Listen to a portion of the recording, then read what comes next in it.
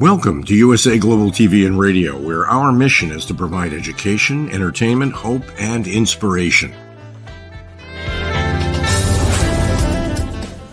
USA Global TV and Radio connects you with experts and audiences all around the world every single day to help you succeed in business and to live a richer life. Visit us at usaglobaltv.com to learn about career and life-changing training and mentoring programs like the Listening Mentor. Subscribe to our newsletter to stay informed about our special programs and offers. Discover how you can become a guest on one of our shows or a host or producer of a USA Global TV and Radio show of your very own. That's USA Global TV and Radio, where the doctor is always in.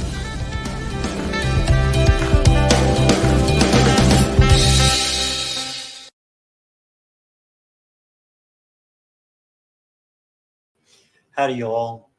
This is USA Global TV and Radio Network on the Talking Head Show, and I am red.olaughlin. And today, this is part 2 out of 6 on weight management. And one of the big questions that seems to always come up when you're talking about any kind of weight is calories. And the old equation is, calories in equals calories out. If you gain a couple extra pounds, just go burn it off in the gym by, I had 2 pieces of cake last night. I'll have to do an extra 30 minutes of aerobics or whatever it may happen to be. However, why does it work sometimes and why not other times? Well, calories in equals calories out is not a full equation. There are other things that are in the program that we're not seeing. And that's what we're going to talk about today. So let me bring up the first slide and go from there. As part of a disclaimer, I'm a researcher. I have never been part of any medical field, never a doctor, a pharmaceutical, anything in that area whatsoever. However, very early in life, mid-teenage years, I fell in love with chemistry. My true destiny was to become a chemist, and that was what I wanted. However, I got my degree and got an invitation to Vietnam about the same week, and the rest is history. I never got a chance to be a chemist. However, nowadays, I research the human body at the cellular level, chemically speaking. I look for cause and effect relationships. Treat a cause, fix a problem. Treat a symptom, and you'll always be treating symptoms. And so that's what I'm looking at when I look at these kinds of things like weight. There's 4 basic things when you're looking at weight, because you're talking about fat. What causes fat to go into a fat cell? What causes fat to come out of a fat cell? What causes fat to burn? What stops fat from burning? Those 4 questions, the answers to those 4 questions easily determine what is going on in your body and what you can do to do things about it. Weight, like anything else, is an individual thing. You may look perfectly healthy, but when you get your lab results, there may be a half a dozen underlying problems. You can be 40 pounds overweight and be one of the healthiest people in the world. You can be a skinny person. People think you're healthy because you're just slightly underweight. And that may be one of the worst things possible out there in the big scheme of things. You just don't know. Everything is personalized. We went over last week. All the information out there is so contradictory. There's just too much of it. Who do you believe? Regardless. So let's get into some of the real stuff. Now, last week, I promised that I would, along the 6-week journey, I would let you know how my personal weight loss effort was going. I've done this before in the past. I think since this time last year, I probably gained, seriously, about 20 pounds. I'm just like almost anybody else in the audience, have had a weight problem over time. When I flew in the military, I had to maintain a weight of 184 pounds. That was my max. I'd go over that, I couldn't fly. So that was something that was my upper limit. Today I'm down 5 pounds from what I was last week, literally at this time, a couple hours before the show. I have a machine, a weight machine. I go in there, I stand on it barefoot, and it sends a current through and measures a bunch of stuff. So my weight's down a little over 5 pounds. They have that in the orange level saying it's high, but it's not as high as high. My body fat went down 0.8, but I'm still in the orange range. My BMI went down 0.7%, and that's in the red range, saying, hey, you've got to do something about this. And the green, my muscle rate, my muscle mass, my skeletal muscle, all fine. What was really, really good was my dark green areas, bone mass, protein, and basal metabolic rate. Whoever invented the machine and the software says, that's where I really need to be. Orange, my body age, it basically calculates I'm 2 years older than I really am right now. And my visceral fat, the fat around my gut is an area that is not high, but certainly outside of the normal limits. And red, those areas I really need to do something about if I lose weight, is body fat and subcutaneous fat. So every week I'll be giving an update on where I'm at. Okay, so let's get into the meat of the matter here today. What is the general equation for weight loss that almost everybody hears about? Calories in, calories out. So if you have let's say you have 1,500 calories you're eating today and you burn 1,500 calories, you're not losing, you're not gaining. And that's what's being used. But does it work? No. It can work, yes, but for most of us, it does not. Why not? Because between the equal sign, calories in, calories out, there are other things happening that we're going to go into the detail today. So what's not considered in this equation is your metabolism and hormones. And we're going to be talking mostly about hormones today. So how does our body process fat? Fat is continually in motion, in and out. It's stored in cells. It comes out of cells. We burn it, and we eat some more. But our metabolism decides whether to store it or burn it. So if we're eating, the main mission of your metabolism is to process that, get it into the system, get it turned into stored as glycogen, and whatever is left over, they store as body fat. So we have dietary fat, which are our free fatty acids, and triglycerides. Our triglycerides are stored fat. The free fatty acids are the fats that's actually burned as fuel. And our metabolism determines which is which. If I go on a ketogenic diet and I have no glucose to burn, it's going to start burning body fat. And we'll be talking that down the road, not today, but the metabolism at that point in time says, I'm going to start burning body fat rather than glycogen. So what causes fat to be stored in your cells? Well, every time you take in any kind of carbohydrate, and this also works with fats and proteins, but primarily for carbohydrates, carbs break down into glucose. The glucose signals your pancreas, hey, I need some insulin. Insulin forces the glucose into your cells. Glycogen in the cell converts the glucose to glycogen. Glycogen is that energy source that your muscles in your body use. In a perfect world, your calories in and calories out would be fine. You'd wake up in the morning, you'd be at exactly whatever weight you were. During the day, you'd eat exactly what you need. You'd burn exactly what you need until tomorrow morning when you wake up again, and everything would be hunky-dory. It's just, that's not the way we do business. The biggest culprit in all this is insulin. It's not consistent. I think if there was a board around, you'd say resistance is futile. Yeah, it really is when insulin resistance is peaking over. So what happens to insulin as we age? Well, insulin resistance is a condition when you need more insulin to force glucose into the cell than you did yesterday, the day before, last week, last month, whatever. And there's two prevalent cell theories. The basic one that's out there that everyone pretty much adheres to until about the last 2 years is you have an empty cell. The cell doesn't have any glucose in it. The insulin's there and it's pushing the cells more glucose in, but the door is not opening wide enough, and you need to squeeze that stuff in. So you need more insulin. I need extra pushers. And to kind of show you this, let me go to this YouTube video real quick. It's about 1.5 minutes long, but I think it gives the idea of what's happening. Let me get that going here real quickly. This is over in Japan. This is a standard way of doing business. The subways arrive, the trains, and they have professional pushers. Think of the professional pushers as insulin. And these professional pushers are pushing people into the car. And you can go to YouTube and look at a whole lot of different videos on this. But as you start seeing, people are in the car. And this is the other part of the theory on cells. What if the cell is not empty? What if the cell is full? And now all of a sudden you're trying to push more glucose into a cell that's already full. That's the latest thinking on how this insulin resistance, glycogen, glucose, all those things interact. So each of these people trying to get in that car, think of them as a glucose molecule. And you see more of them coming up because they're in your bloodstream. They're going by. They need to get into that cell. They're lining up. They're there. But they're not getting in because there's too many other glucose molecules in that cell. The guy in there with the white shirt is a professional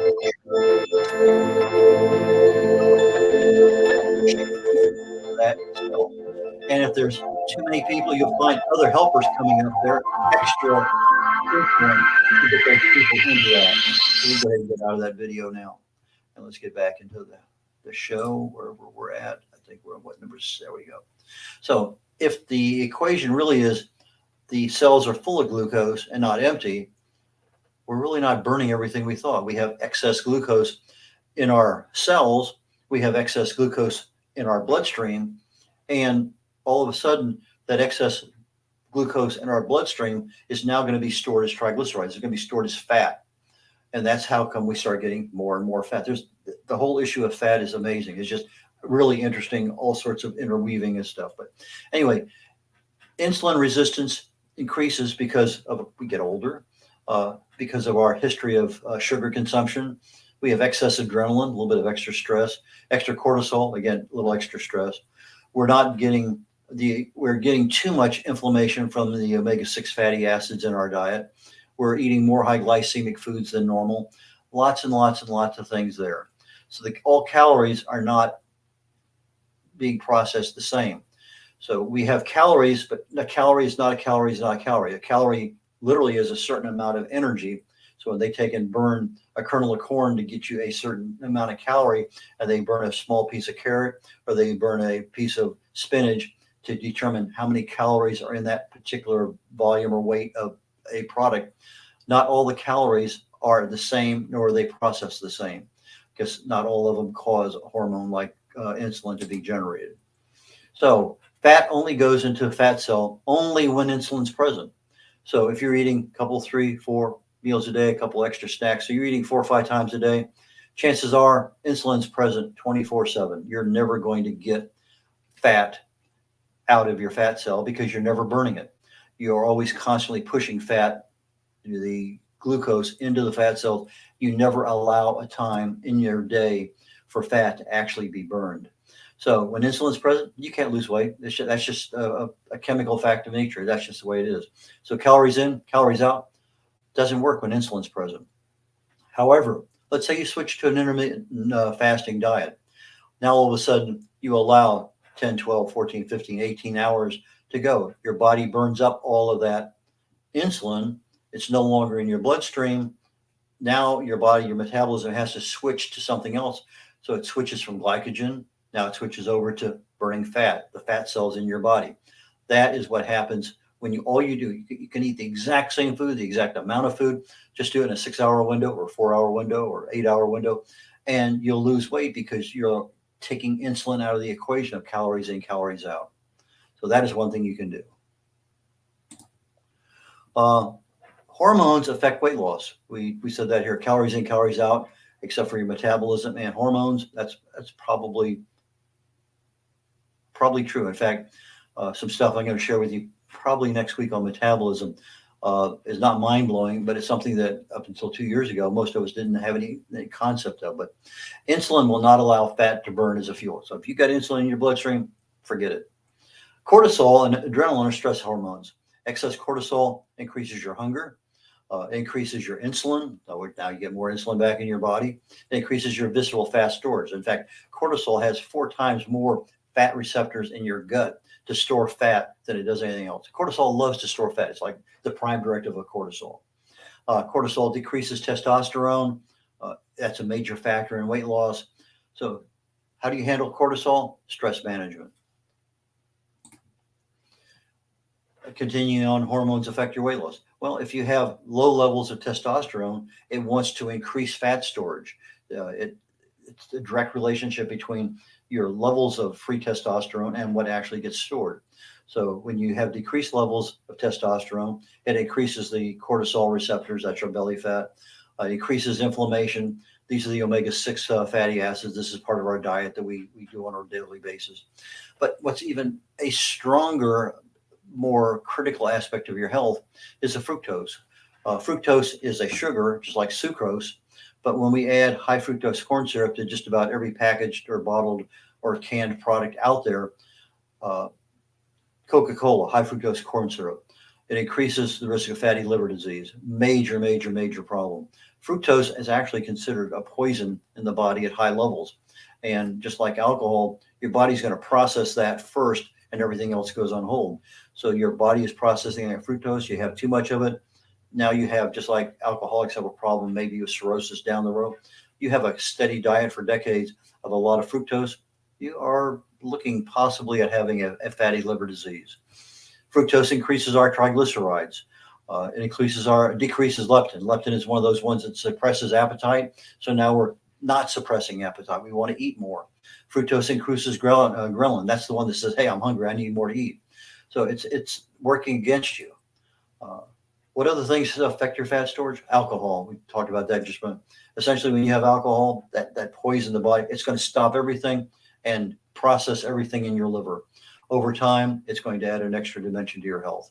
Sleep. Inadequate sleep increases your ghrelin, increases your appetite. Toxins, they're almost like the Borgs. They're all over the place. Reduces the ability to burn fat. There's just too many things in there that come in and go out, and there's thousands of different toxins out there in our world, and most of them we get in our personal care products and in our foods. Gluten can, in fact, damage the digestive system for some people, which in turn reduces the absorption of those particular nutrients. Calories in, calories out are affected by other things. Okay, we know blood glucose levels cause insulin to go up. Cortisol causes insulin to go up. Testosterone levels go down. Fructose causes a lot of issues in there. So our alcohol, gluten, toxins, and the time. If we're constantly eating, we never allow the insulin to get out of our bloodstream. Therefore, you're not going to be burning any fat. Okay, what can we do? Well, insulin resistance is basically a level of insulin sensitivity, except that our sensitivity is way out of whack. I want to get my insulin sensitivity back to a normal range. How can I do that? Well, curcumin is a nutrient. You usually see it in Indian food. It's the yellow color in curry. However, curcumin, turmeric, is not very bioavailable in the body. You need a couple extra things in there. One that's very good is piperine. It's black pepper extract. If you buy your curcumin in the store, make sure you add a lot of black pepper to whatever you're cooking. If you buy curcumin as a supplement, go ahead and make sure on the label it says piperine or black pepper extract, because now all of a sudden getting 2, 3, 4, 5% absorbability, you're getting 2,000 times more absorbability. It's actually getting down into the cellular level of the body. And curcumin is probably one of two of all the things I researched in my life looking for how do you shut down disease at the cellular level in the body before it ever starts. And most disease starts as chronic low-level cellular inflammation. Well, there's a particular fruit called mangosteen. And within mangosteen, they have a subset of a xanthone in there. It's called gamma mangosteen. And that is probably one of the most amazing molecules out there, because it goes right straight down to the cellular level and it literally shuts down inflammation. Well, curcumin is another one that does the same thing. And there's very few other things out there that their whole mission in life is to shut that down. Well, curcumin and gamma mangosteen are two. There are other ones out there, but they're just not as effective as those two. Vanadium, it's a mineral. You usually get it in microscopic forms. If you're using Himalayan salt, it's in there. You don't really need to go out and buy a vanadium pill per se, but fasting, great way to reset your insulin sensitivity. And whether that's a prolonged fast, I do a 72-hour fast every month that usually turns into 100 or more hours, but just fasting on a daily basis. Start out with 12 hours. If you can't go to sleep at night or can't stop eating at 6 o'clock in the evening, pick it up at 6 o'clock in the morning. 12 hours is a good place to start. Reduce your calories you're eating. The easiest way that I tell people to do that is go to a smaller plate, portion control. You use a salad plate rather than a dinner plate. Whatever you put on that plate, that's it. You don't go back for seconds. That's a way to reduce calories. But that doesn't always work, because when we'll find next week, we're going to find out that sometimes our metabolism is not there as our friend. And because you cut back in total number of calories, it's going to compensate regardless. Chromium, interesting. A lot of problems with sugar ends up as diabetes. Back in before World War II, doctors use chromium for gestational diabetes, and the fetus in the pregnant woman was taking her chromium away. She would end up with gestational diabetes. All of a sudden, they took supplemental chromium. Gestational diabetes went away. After World War II, everybody in the medical field forgot all about it. And even nowadays, when I tell somebody who has diabetes type 2, if you increase your chromium and vitamin D, usually those two go hand in hand, and they come back to me and say, I cut my insulin in half. I do not recommend that. I tell them if I had diabetes, that's what I would do, because I can't prescribe something. I can tell you, talk to your doctor about it. I can say, if I had a bad problem, I'd be on chromium like whatever. But chromium's good. Magnesium, most of us are deficient in it. Cocoa, polyphenols, anything over 70% dark chocolate. Omega-3 fish oils, oolong tea. We'll hear about that one here a little bit later. Green tea, black tea, all of those teas are very good at readjusting your insulin sensitivity. Exercise, even though some of us don't want to, it's needed for so many different things in our life. And it doesn't have to be much more than just walking. If you're going to the store, park an extra 4 or 5 car lengths away. If you have to go up 2 flights of stairs, don't take the elevator, just go up the 2 flights of stairs. One of the things we can do is restore our free testosterone. Lots of good supplements out there for it, but aerobic exercise and weight-bearing exercise, weight training, strength training are very good. But you need really balanced nutrition, because if you're deficient in something, that's going to exacerbate the situation. We mentioned portion control already, and we also talked about the quality of our sleep. Sleep is where our bodies repair. Everything that we do, where you go to sleep at night, all of a sudden now the body takes over. And if you have enough sulfur-laden vegetables in there, that sulfur is now used to make repairs to all of your DNA, your molecules, everything that you need repair. That's when all that happens. We've talked previously in not this particular side, but how important the gut health is for your brain health and for your overall body health. If you're not having a good, healthy gut, if your gut is not healthy, probiotics might be something to consider. If nothing else is working, that might bring things back into an adjustment. Insulin sensitivity can also be improved by a drug called metformin. I don't usually talk about drugs. This happens to be one that's in vogue right now because a lot of people are using it as a magic pill for aging. But I think orlistat, I can't even think of the name of it. There's some other drugs out there that are supposed to address some of those issues of carbs and fat and whatever. But as a general rule, I try to give only natural options. But metformin is one that has been hyped enough as a fairly safe drug for weight loss. Again, talk to your doctor if that's something you need to do. Vitamin K2, a lot of reasons why that one is, but it works really well. And again, most of the time when you're looking at vitamin K2, there's 2 monoquinones that are prominent. You have monoquinone 4 and monoquinone 7. 7 is the fast-acting one. 4 is the fast-acting one. 7 is the one that lasts 24 hours. If you're having a weight loss issue, make sure you really get the ones that have the MK4, because you want that immediate attention to things. Luteolin, true cinnamon. Now, cinnamon, I think it's cinnamon. You have acacia and you have Ceylon. Acacia cinnamon has a little bit more reddish hue to it. True cinnamon is the Ceylon cinnamon, a little bit more expensive, more of a tannish brown color. But again, you have now a toxicity issue if you take too much. So if that's a route you want to go, make sure you do your research first, because that is a major problem if you start taking too much cinnamon. But cinnamon is pretty good for readjusting your insulin sensitivity and also for weight loss. Crocin actually turns out to be a over-the-counter pain reliever. It's a diester. I don't need to go in the chemical part of that. But crocin can be bought over the counter. And in addition to being a pain reliever, it's also something that helps readjust the insulin sensitivity back to normal. You have things called polymethylated flavones, and in your oranges and grapefruit and tangerines, I mentioned cellular. Asparagine in oranges, narraginin in grapefruit, tangenitin in tangerines, and nobiletin in oranges.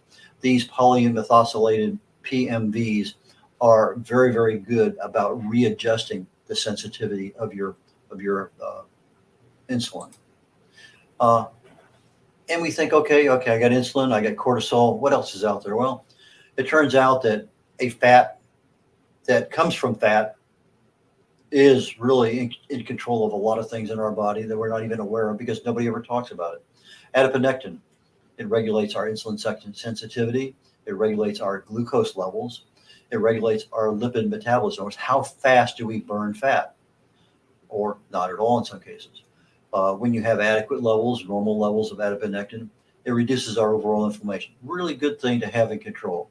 Adiponectin happens to be a protein, a bit of one, but it's more of a hormone, and it's actually created by your fat in your body. When you get enough fat in your body, that's almost like another organ. It actually produces a lot of things that you don't want to have.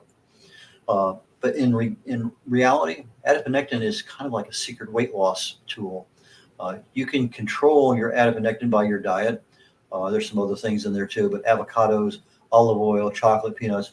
Again, Dr. Google is very, very good on giving you insight into what natural things can I do to increase my adiponectin.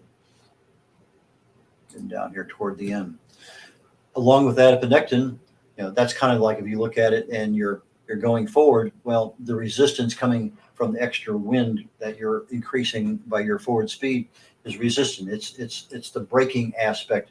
Okay, you're going down the right road. Stop. Resistant is another hormone.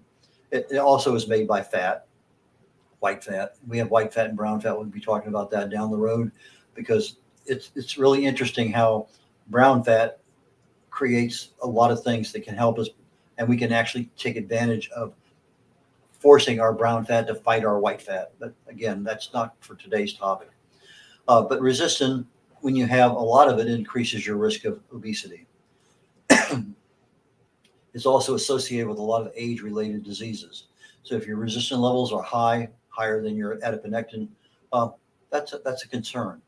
It's linked to aging, frailty.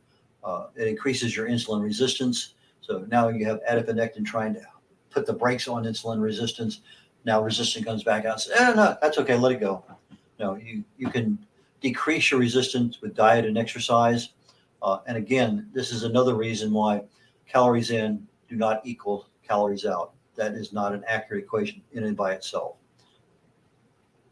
Down here. Just going to touch on fat blockers here because you can go out and buy a supplement. It's called a fat blocker or fat absorber. They're available. There's a lot of them out there. Some of them are pretty decent. Is it something you really need to work? Well, maybe it might be just what you need to get things going. It absorbs fat. In other words, basically you have this fat molecule coming down and this thing gloms onto it, and it basically makes it not available to be stored. So you end up processing it out of the body. Well, coconut oil is a pretty decent one. Oolong tea also goes by another name we'll touch on here in a minute. Glucosamine, that is a fiber. You have fibers that are water soluble and fibers that are oil soluble, but you're non-water soluble basically. But fish oil, chitosan is a sugar from shellfish, I believe. It's a fiber. Aubergine, basically eggplant. In fact, interestingly, if you look at eggplant, it's like amazing for this ability to block or absorb fat.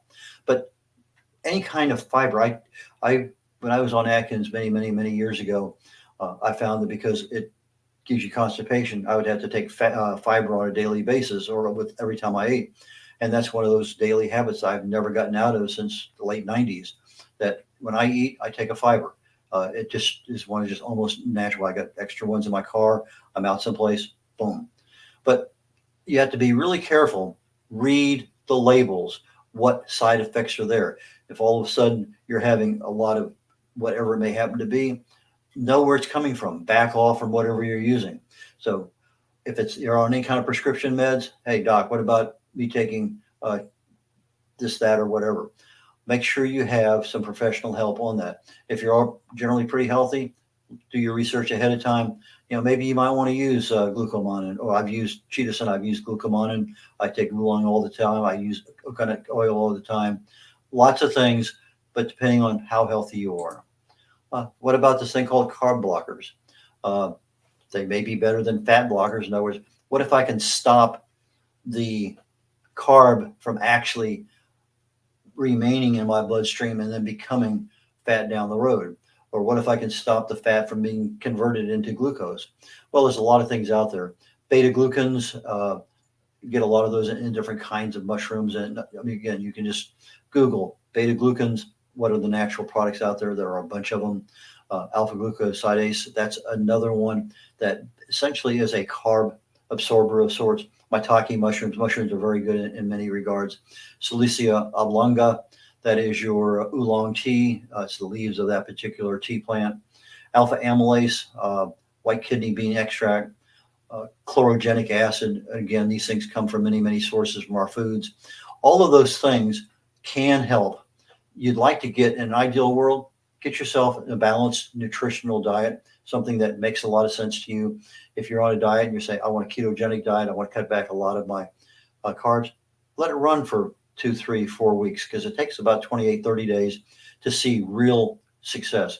If you've been on carbs for a long time and all of a sudden you get off carbs, you're going to lose 10, 12 pounds instantly, but it may be another 2 weeks before you lose another pound, because a lot of that is water weight gain. I was on Atkins when I was living in Germany. I'd go down and pig out in Italy for the weekend. I gained 12 pounds, all water weight. I'd come back, take me 2 weeks, and back to my regular weight again. And again, if you're on any kind of prescription drugs, make sure you know what interactions might be. Talk to your pharmacist, talk to your doctor. Wrapping things up, again, my name is Red O'Laughlin. My website is red.olaughlin.com. It's REDOLAUGHLIN.com. I have several books out there. My latest, and thanks to Dr. Jacalyn Kerbeck, she highlighted yesterday in our show. I appreciate that greatly. The Essential New Author's Guide, basically how to write and publish a book for free.